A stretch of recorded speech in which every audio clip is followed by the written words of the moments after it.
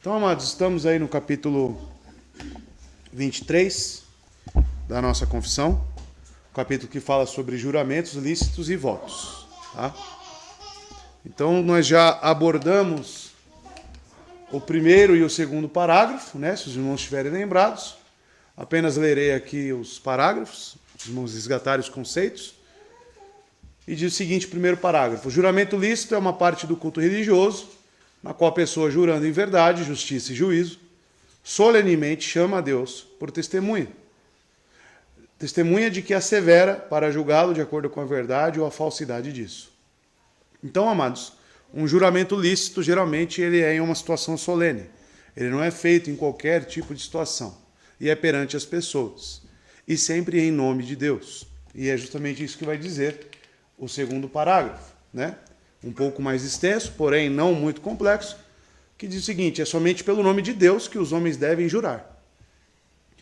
Este deve ser usado com todo santo temor e reverência, pois jurar em vão ou temerariamente por esse nome glorioso e terrível, ou jurar por qualquer outra coisa é pecado e abominável. No entanto, como em matéria de peso e momento, para confirmação da verdade e término de toda contenda, um juramento é autorizado pela palavra de Deus, tanto sobre o Novo Testamento, bem como sobre o Antigo, como um juramento lícito, sendo exigido pela autoridade legal, em tais casos deve ser feito. Então, nós temos o casamento como exemplo disso, nós temos situações onde perante um tribunal você faz juramentos de que dirá a verdade, e tudo isso é embasado pela palavra. O juramento, ele pode sim ser feito, inclusive em culto, tá? Então, em matéria de adoração e culto, o juramento ele é lícito, tá? É em nome de Deus. Agora, jurar pelas coisas deste mundo, posso jurar?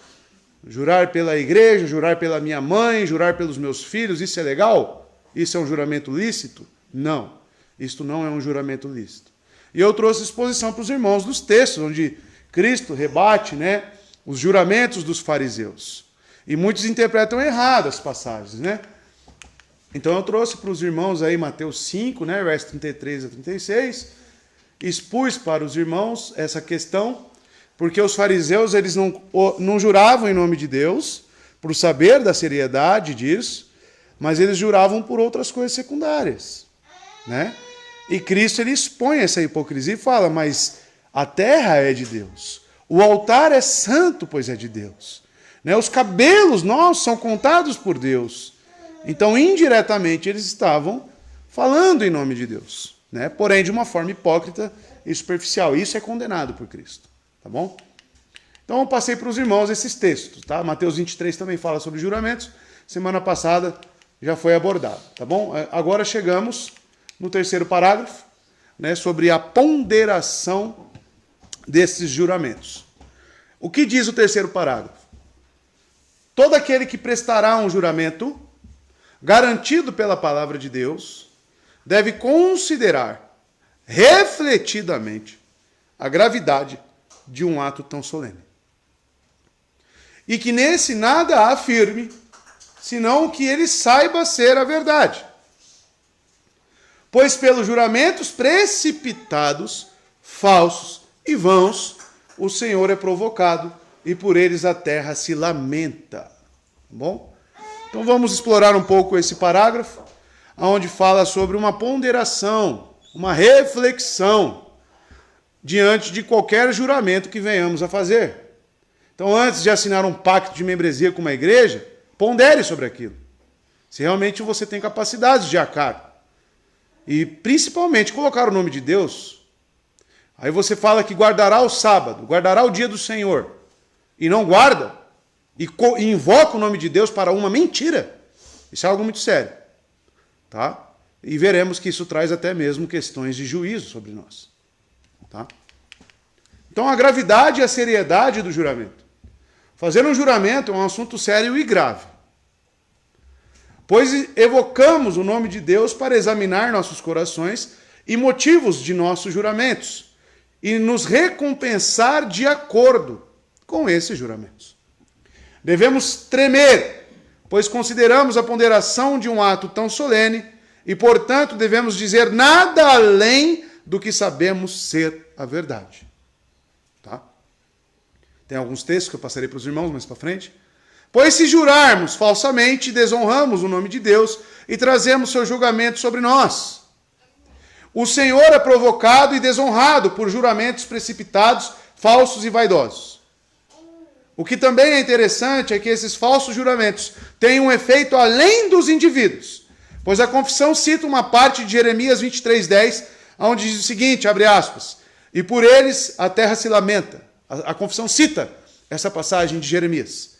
Então, falsos juramentos, o que significa isso propriamente dito? Falsos juramentos trazem um julgamento sobre mais do que as pessoas envolvidas, pois testemunha sobre pessoas ou uma sociedade que não ama a verdade. Tá? Então nós temos aí um teor de seriedade, gravidade, quanto a juramentos falsos. Todo juramento deve ser feito com temor. Né? Uma grande passagem que nós temos é Ananias e Safira sendo fulminados por Deus, pois venderam suas posses e reteram a parte do valor. Se os irmãos lerem os comentários sobre esse texto, os irmãos perceberão que muitos comentaristas dizem que tinha um acordo entre eles. Tinha umas promessas feitas, juramentos feitos ali, e eles não cumpriram.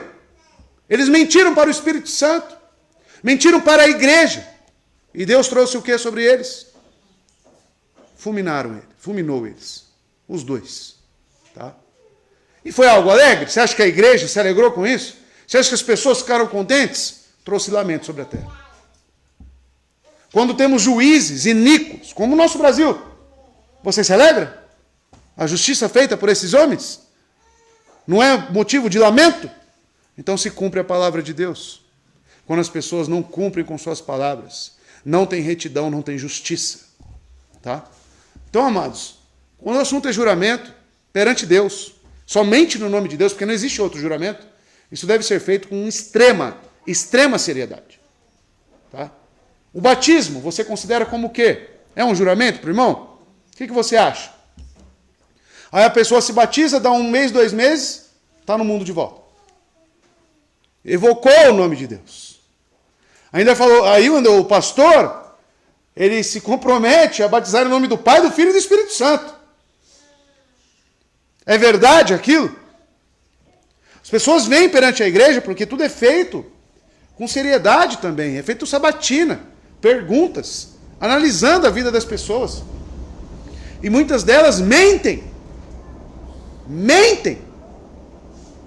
Perante a igreja, eu não sei como tem coragem. Eu não sei como tem coragem, irmãos. De chegar para uma congregação inteira e falar, não, eu estou vivendo em santidade. Não está. Eu acho tão belo, irmãos, quando uma pessoa é sincera e fala, pastor, eu tenho vivido assim, assim, assim. Eu acredito que é melhor um tempo. É melhor um tempo para mim realmente descer as águas. Né? E o que o pastor vai fazer diante disso? Ele vai respeitar a consciência, a liberdade de consciência daquela pessoa. E quando eu realmente sentir perdoada por Cristo, estar vendo os frutos de arrependimento, a primeira pessoa que tem que constatar frutos de arrependimento é a própria pessoa. É a própria pessoa. Porque, amados, querendo ou não, é um juramento o batismo. É um juramento. Então nós temos que cumprir com isso, porque é o nome de Deus. Não é o meu nome nem o seu. É o nome de Deus que está em jogo. Tá? E ele se sente extremamente incomodado quando o seu nome é profanado. Um Deus de toda eternidade, sem mácula, um Deus que é ato puro, ver homens como eu e você, evocando o nome dele para manchá-lo e profaná-lo, você acha que ele sente o quê? O sentimento dele é ira. É ira, pois a santidade dele é afligida. Então que pensemos, irmãos, sobre juramentos lícitos e sobre a gravidade disso. Tá? Então, envolve a santidade de Deus. Por isso que é sério. Deus é santo e Ele ama seu nome. Ele ama seu nome. A ponto, irmãos, dos salmos serem os louvores conforme o nome do Senhor. Louvem o nome do Senhor. E o juramento era em quê? No nome do Senhor. Então o mesmo nome que eu louvo é o nome que eu profano? Não, não deve ser. Então ele atribui uma punição terrível para aquele que leva seu nome em vão. E isso está claro no terceiro mandamento em Êxodo 20, verso 7. Vamos ver? Abre aí. Terceiro mandamento.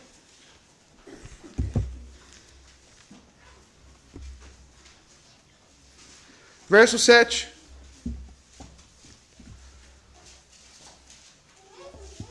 O que é o decálogo, irmãos?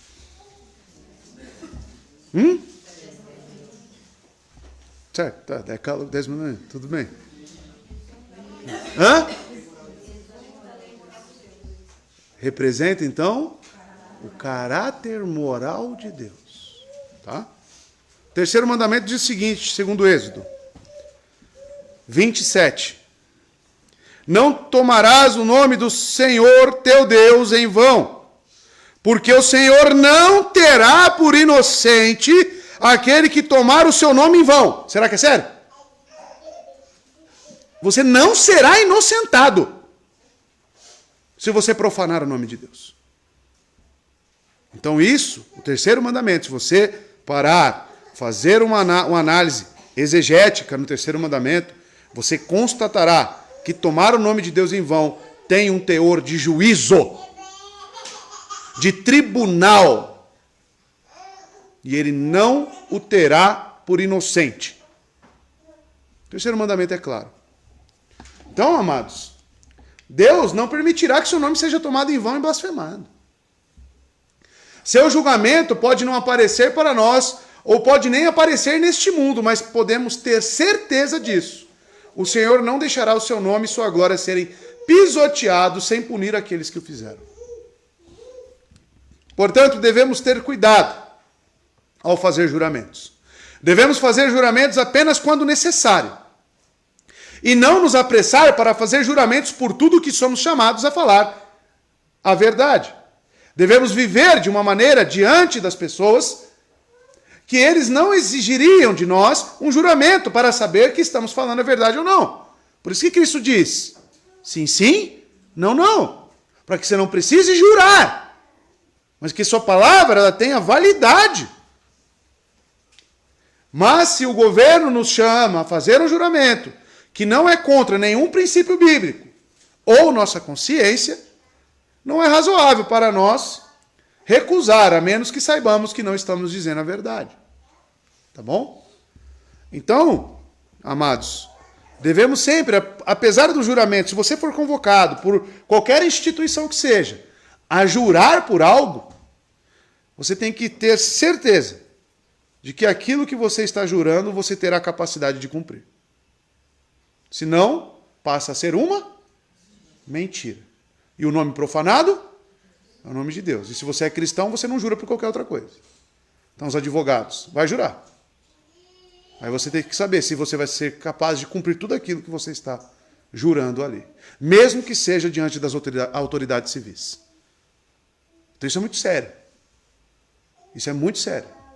Tá? E esse texto ainda é mais sério ainda. Onde o próprio Cristo diz. Mas eu lhes digo que, no dia do juízo, os homens haverão de dar conta de toda palavra inútil que tiveram falado. Pois por suas palavras você será absolvido, e por suas palavras será condenado. O que esse texto nos traz a ideia? De que todas as nossas palavras estão sendo registradas. E você e eu prestaremos contas das nossas palavras. Por isso, quando eu olho para Cristo e os relatos do Evangelho, eu não consigo observar em Cristo um homem tagarela. Um homem que fica falando pelos cotovelos e falando qualquer tipo de coisa. Eu vejo a figura de Cristo, segundo os relatos do Evangelho, como uma pessoa séria. Uma pessoa objetiva. Uma pessoa que quando falava apenas a verdade. E falava das coisas inerentes ao reino de Deus. Nos lábios de Cristo só continham salmos. louvores a Deus, a palavra revelada. E o que se espera de um cristão? A mesma coisa. Então a futilidade, as palavras inúteis que saem de nossas bocas, será colocado diante de nós no juízo. Tá? Então por isso a necessidade de um capítulo sobre juramentos. É por isso que a confissão ela se preocupa em falar sobre este tema. Ainda mais em nossos dias, que não se escreve nada do que as pessoas falam. As pessoas dizem, pastor, deixa comigo que eu vou fazer isso. Faz. A palavra da pessoa não tem valor. Não é sim, sim, não, não. Aí depois o pastor, ou a pessoa, quem seja, o chefe, até mesmo o chefe do trabalho, não começa a passar certas tarefas que trazem responsabilidades para a pessoa. Por quê? Porque a pessoa ela é falsa consigo mesma. Ela não passa credibilidade. E o pior de tudo isso, são essas pessoas que juram, na maioria das vezes, falsamente. E que tipo de pessoa você é? Você é uma pessoa que fala, não, conta comigo. Aí quando precisa, cadê? Não, pode deixar que tal dia eu te entrego isso. Aí chega o dia? Não. Por que falou que ia entregar então? Agora eu já louvo as pessoas que, por exemplo, eu peço algo, eu falo, ó, pastor, eu não vou te prometer nada, não vou me comprometer, porque eu tenho outras coisas, então eu não vou dar a minha palavra. Eu não vou entrar nessa. Tudo bem. É mais bonito. É mais sincero. Você avaliar a sua torre e dizer, olha, eu acho que eu não tenho capacidade de cumprir, pastor. E não só o pastor, mas qualquer outra pessoa que seja. Seja com o seu irmão, seja com quem for. Tá? Do que realmente entrar em palavras, olha lá, inúteis. Palavras inúteis. Conversações vãs. Amados, a nossa boca foi feita para pregar. Um novo cântico colocou em meus lábios. A vida cristã é uma vida séria, irmãos. É uma vida com objetivo, com propósitos sérios. Tá? E não é qualquer coisa, não. Nós não nos envolvemos em qualquer tipo de conduta, tá bom? Então, ó, gravem esse texto aí. Tá? Ele fala aos fariseus porque eram pessoas que estavam constantemente falando palavras inúteis, principalmente no que tange a religiosidade das pessoas. Então, olha lá o lamento da terra, o texto de Jeremias, né? 23:10. Como vimos a confissão, ela faz uma citação de Jeremias, a terra está cheia de adúlteros, e por causa disso a terra chora e as pastagens do deserto estão secas. Seu modo de vida é perverso e seu poder é ilegítimo. Jeremias 23:10. O contexto da passagem é a injustiça do povo judeu, incluindo os sacerdotes. Assim podemos constatar quais são as consequências de ações ou povos que não honram o nome de Deus, que amam a injustiça. Seus meios são totalmente pelo pecado, trazendo sobre si a desgraça e o desagrado de Deus. Por isso o caminho deles será como lugares escorregadios nas trevas, para as quais serão banidos e nelas cairão. Trarei a desgraça sobre eles no ano do seu castigo. Declara o Senhor, a continuação do texto, Jeremias 23:12. Assim fica claro que os juramentos no nome de Deus é algo extremamente solene e sério, pois terrível coisa é cair nas mãos do Deus vivo. Hebreus 10:31. Então avalie mais as suas palavras, irmãos. Nós devemos avaliar o que sai das nossas bocas. Pensar e pensar mais de uma vez antes de sair falando. Tá bom? Principalmente quando você envolve o nome de Deus. O serviço a Ele. Uma das coisas que mais me incomodou nessa vida cristã sempre foi questão de louvor. Por quê? O camarada está Como cantamos no Salmo 33, tocar habilmente ao Senhor. Ele está prestando um serviço ao Senhor. É para louvor do nome dele. Aí chegava no dia do ensaio, ele queria ensaiar na hora. Mas peraí, você não treinou em casa? Ah, não. Mas você falou que treinaria. Ah, mas eu não treinei. Então você está fazendo o que aqui? Eu cansei de falar, pode ir embora. Pode ir embora que você não vai tocar. Que palhaçada. O camarada, ele não teve nem o zelo de se preparar para tocar ao Senhor. Louvores ao Senhor. Tocar no nome santo de Deus. É como eu vir pregar e não trazer nada. Chegar lá, Deus vai me dar aqui na hora, eu vou no improviso. Que blasfêmia! Deve haver uma preparação, deve haver um cuidado mínimo com as coisas do Senhor. Por quê, pastor? Porque envolve o nome dele, é para ele. Não é para mim. Se até mesmo o nosso serviço secular, as Escrituras, Paulo, dizendo, devemos trabalhar para essas pessoas como a quem? Ao Senhor, porque somos cristãos. E tudo que nos rodeia é com o nome de Deus, porque você carrega o nome de Cristo, cristão. Logo, a falta de testemunho também é colocar o nome de Deus na vala. Está entendendo? Como é sério isso? Como apenas a verdade deve habitar em nós, irmãos. Devemos odiar a mentira. Odiar. Tá bom? E entramos no quarto parágrafo. Parágrafo curto, tá bom? Que diz o seguinte: um juramento deve ser tomado no sentido claro e óbvio das palavras, sem equívoco ou reserva mental. Isso envolve o quê? A honestidade e a transparência no juramento. Tudo que estamos falando até agora, até o quarto parágrafo, é apenas sobre juramento. Tá? Depois entrará no último parágrafo os votos, que é bem similar. Tá? Não muda em essência nada do juramento. Então perceba, a confissão ela tem a preocupação de destrinchar como deve ser feito o juramento. Talvez na sua concepção, se você formulasse a confissão de fé, você retiraria esse capítulo. Isso aqui é óbvio, né? O cristão tem que falar a verdade. Não, não é não.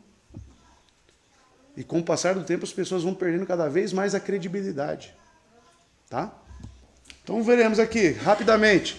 Juramentos devem ser, então, objetivos e claros. Um juramento deve ser feito no sentido claro e óbvio das palavras, usando definições comuns para evitar confusão ou, pior, engano. Fazemos isso até com as canções. Hoje, né, cantamos uma canção nova que fala, cuida da sua Grey. Né? As pessoas estavam pensando que era Grey's Anatomy. Né? Eu falei, não é Grey's Anatomy, é a comunidade, né? O pequeno rebanho. O que deve ser feito no juramento? Palavras claras, com entendimento, objetividade. Você não pode usar num juramento palavras difíceis que a pessoa não tem entendimento. Ou palavras superficiais, difíceis. Portanto, nossas palavras devem ser sem equívoco, ou seja, abertas a múltiplas interpretações. Advogado gosta disso aqui, né? Abrir para muitas interpretações, né? Por quê? Porque aí vai para onde quiser, aí manipula, né? Dissimula. Tá aqui, vamos para lá, depois vem para cá. Não, no juramento cristão não, tem que ser objetivo, claro. Tem que ser fechado. Tá? Fechado. Para perguntar para uma criança, falar, o que ele jurou? Ele jurou isso, isso e isso. Tem outra interpretação? Não, só tem essa. O juramento tem que ser assim, irmãos. Claro, objetivo. E claro, né? Sem reserva mental. Sem reservas mentais. Eu juro aqui, mas eu sei que eu não vou conseguir fazer. E você guarda isso só para você.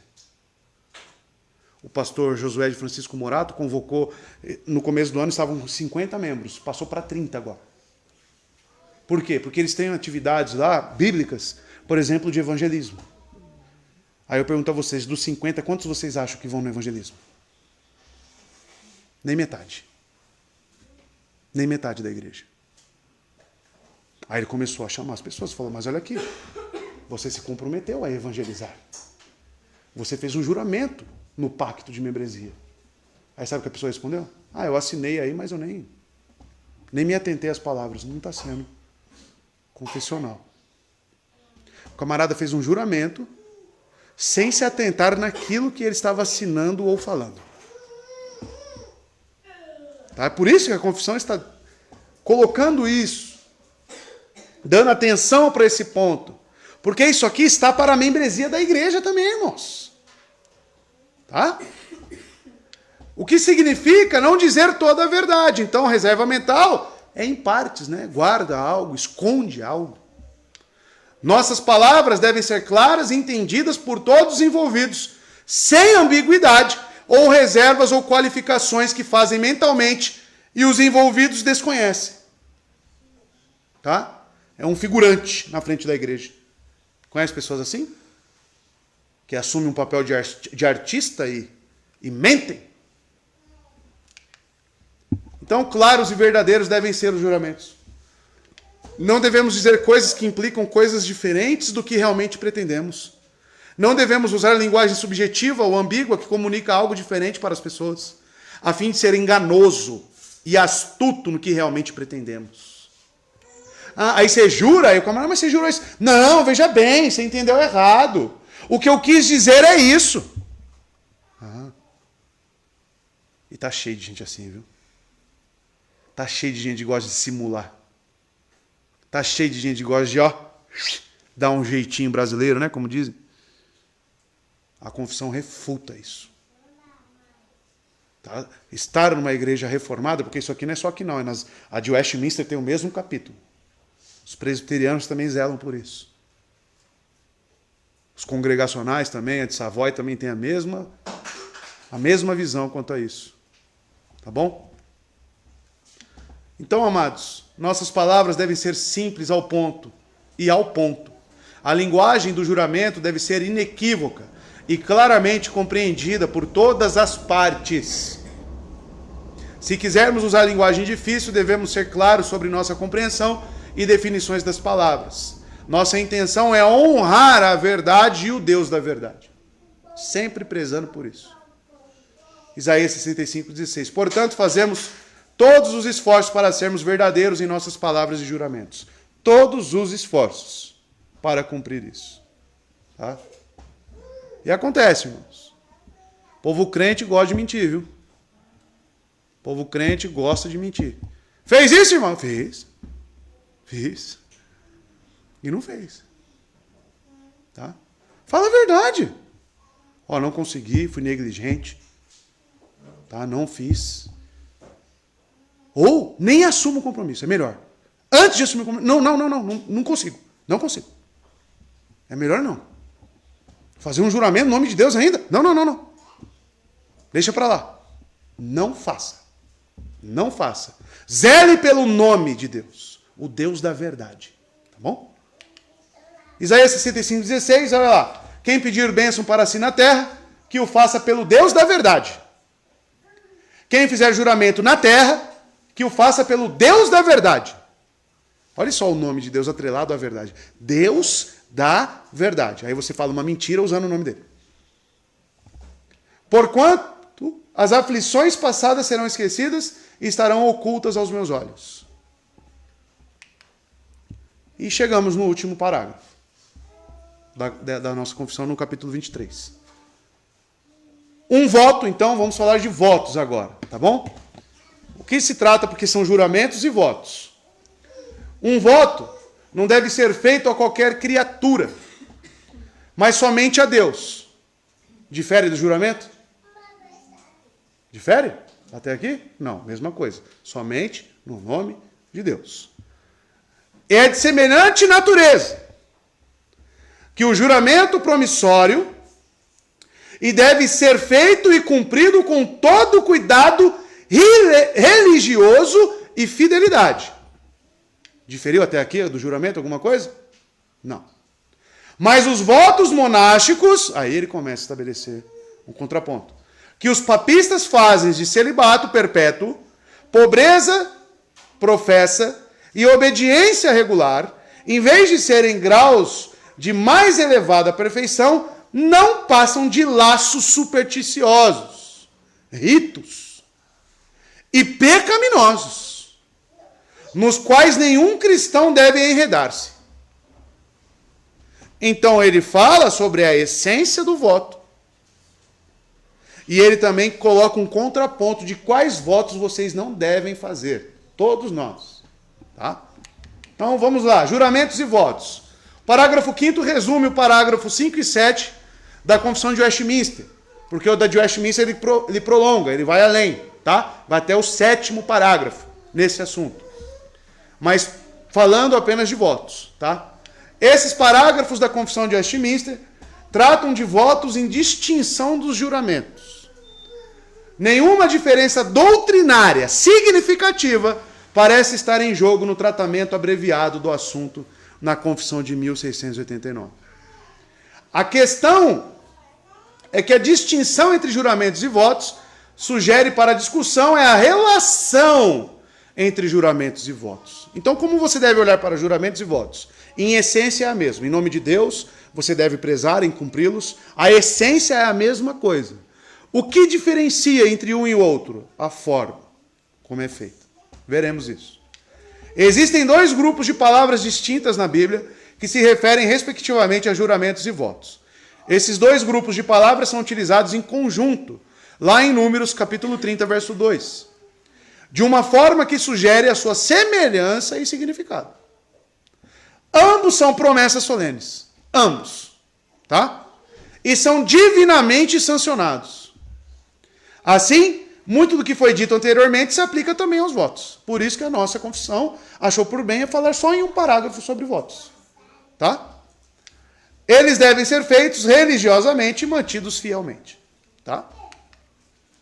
O texto citado, Números 30, né, onde fala sobre os votos e juramentos, diz o seguinte: quando um homem fizer um voto ao Senhor, ou um juramento, tá, que o obrigar a algum compromisso, não poderá quebrar sua palavra, mas terá que cumprir tudo o que disse.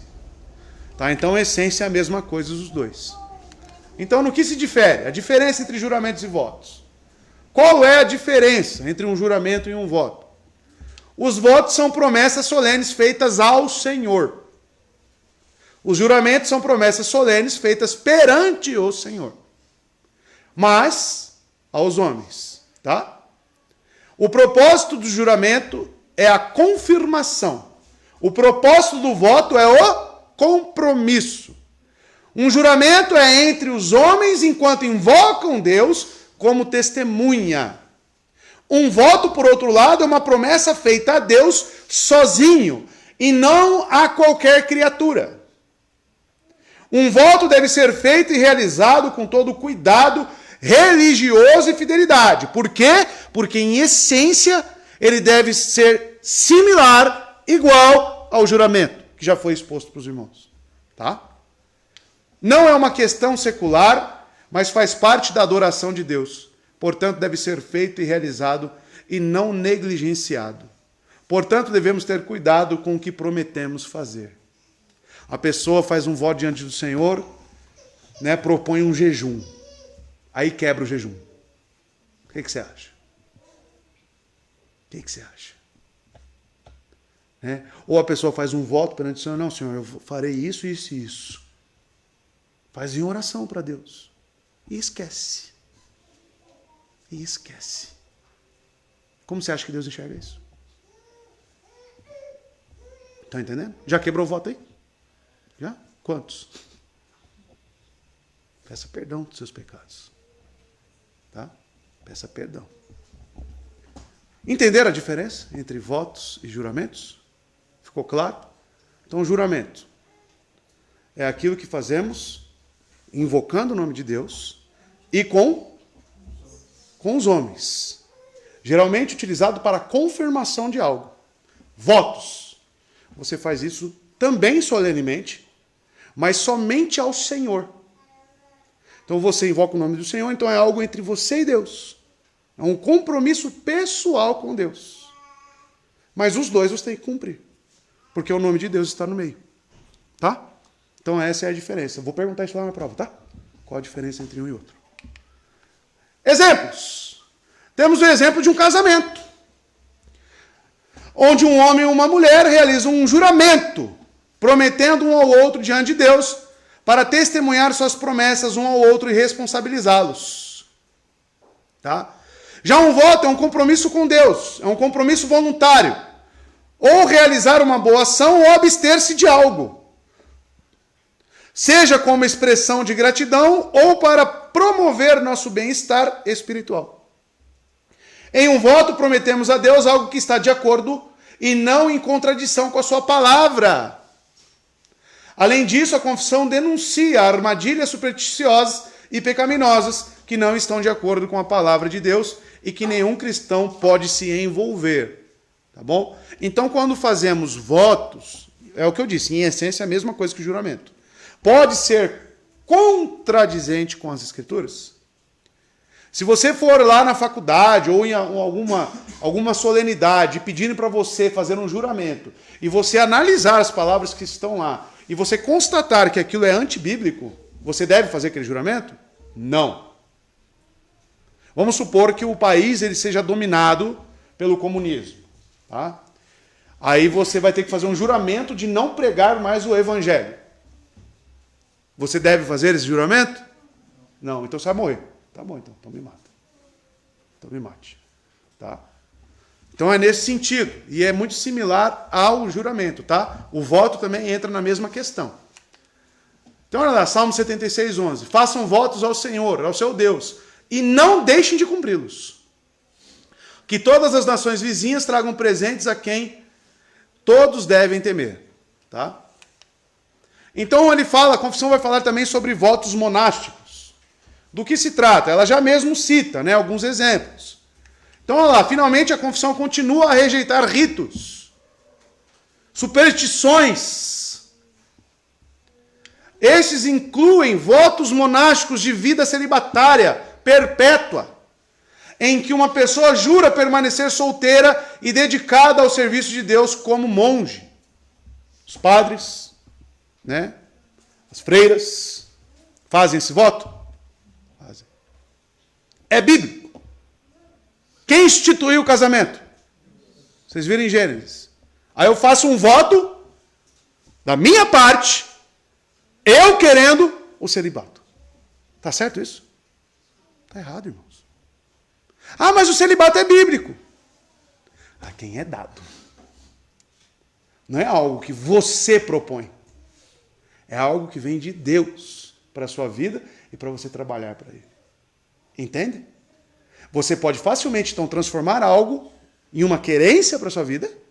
Tá? Ainda mais hoje, nos dias atuais. Você pergunta para alguns jovens, você vai casar? Não, não quero casar, não. Não vou casar. E ela se propõe, aí vem para a igreja, se converte e fala, vou fazer um voto diante do Senhor. Não vou me casar. E ela nem discerne se aquilo realmente é da vontade de Deus para ela. Isso é proibido. Tá bom? Não só isso, mas outras coisas também. A Escritura rejeita isso porque não é algo comandado por Deus e tira um dos bens e prazeres que Deus deu, o casamento. Tem algum mandamento direto de Deus sobre celibatário? Sejam celibatos. Não. Os votos relativos à pobreza professada também devem ser rejeitados, como se as pessoas em situação de pobreza fossem mais espirituais do que aquelas que não estão na pobreza. Os ascetas, né? Asceticismo. Essas pessoas, elas se abstêm de coisas, de bens materiais. Geralmente andam só com uma peça de roupa. Não tem mais nenhuma. Isso é uma forma de quê? Estar próximo da pobreza. Tá? E dizer que não está apegado às coisas deste mundo. E faz um voto ao Senhor. Existe isso também. É algo bíblico? Existe alguma proibição na Bíblia de que eu não posso ter um armário com roupas? Tem alguma proibição que me diz que eu não possa ter 2 carros na garagem? Tem? Aí eu faço um voto. Não, andarei de bicicleta a minha vida inteira. Para quê? Né? Então são votos ignorantes, supersticiosos, e esses são proibidos pelas Escrituras e está incluso na nossa confissão. Tá? Então os votos relativos à obediência regular também devem ser rejeitados. Isso é obediência às regras e regulamentos monásticos. Então existe lá o jogo lá, né, de regras, a lista de regras. Aí as regras, você olha para aquilo e fala, é bíblico? Não, mas eu faço um juramento perante Deus que irei cumpri-las. Eu juro que pela minha vida inteira não usarei calça, né, que nem na Deus é Amor. E aí? Aí faz um voto diante do Senhor. Acontece isso lá?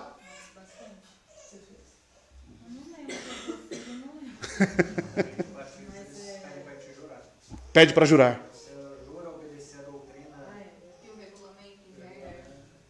Esses não devem ser feitos.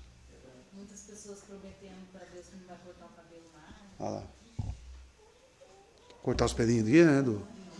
Da axila, né? E aí vai. Olha os juramentos. Né? Na católica também. Na católica também. São bíblicos? Devem ser feitos então? Não. Não. Tá? Então, regras monásticas. Elas não trazem ninguém a graus de maior perfeição, porque são supersticiosos, pois não têm base na palavra de Deus, e são, portanto, armadilhas pecaminosas. Agora, se eu pedir para os irmãos, façam um voto de que caminharão em santidade. É bíblico? Segue a paz para com todos e a santificação. Aí é bíblico. Entende? Aí está de acordo com a palavra de Deus. Faça um juramento perante a igreja de que você frequentará assiduamente a igreja de Deus. É bíblico? Tem uma proibição lá em Hebreus? Não deixem as congregações como é o costume de muitos.